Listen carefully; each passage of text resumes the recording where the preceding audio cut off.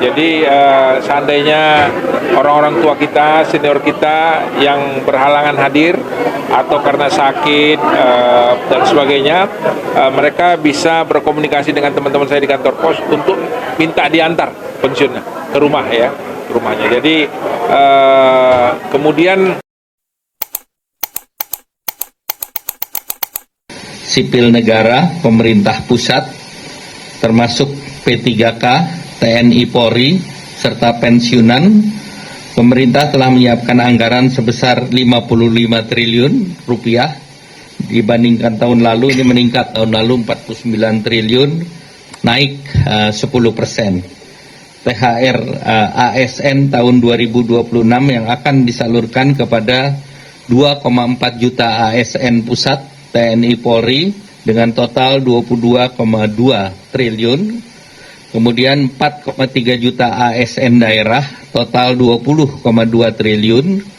Kemudian 3,8 juta pensiunan, totalnya 12,7 triliun. Nah, komponen yang dibayarkan 100% penuh meliputi gaji pokok, tunjangan keluarga, tunjangan pangan, tunjangan jabatan, kinerja sesuai dengan regulasi yang berlaku. Pemberian THR merupakan hal yang berbeda dengan pemberian gaji yang ke-13. Jadi saya garis bawahi bahwa THR ini tidak sama dengan gaji ke-13. Gaji ke-13 biasanya diberikan di bulan Juni.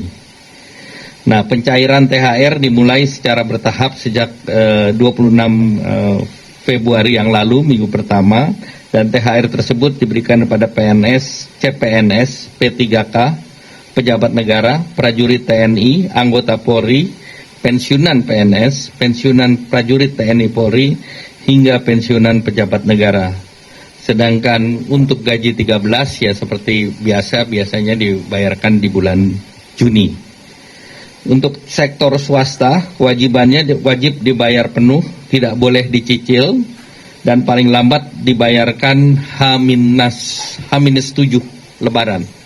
Jadi THR diberikan kepada pekerja dengan masa kerja minimal 1 tahun, dan kemudian juga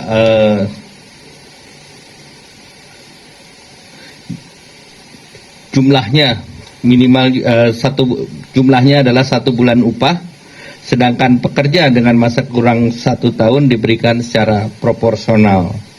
Nah, ini tentu setiap perusahaan akan bervariasi.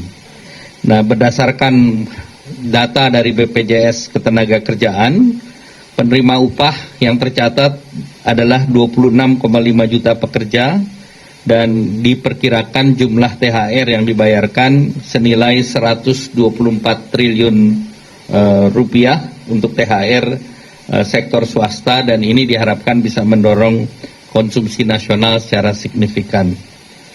Kemudian bonus hari raya untuk ojol. Ini bonus hari raya ini telah dilakukan dengan komunikasi intensif dengan para aplikator, dan alhamdulillah komitmen kuat dari para aplikator juga diwakili dengan yang hadir pada pagi hari ini. Jumlah yang diberikan ini BHR tahun 2025 bisa mencakup kepada sekitar 850.000 mitra penerima atau pengemudi dengan nilai total 220 miliar, dan ini 2 kali dari tahun lalu. Tahun lalu itu sekitar 110 miliar dari masing-masing aplikator seperti Goto dan Grab. Tahun lalu menyediakan 50 miliar masing-masing.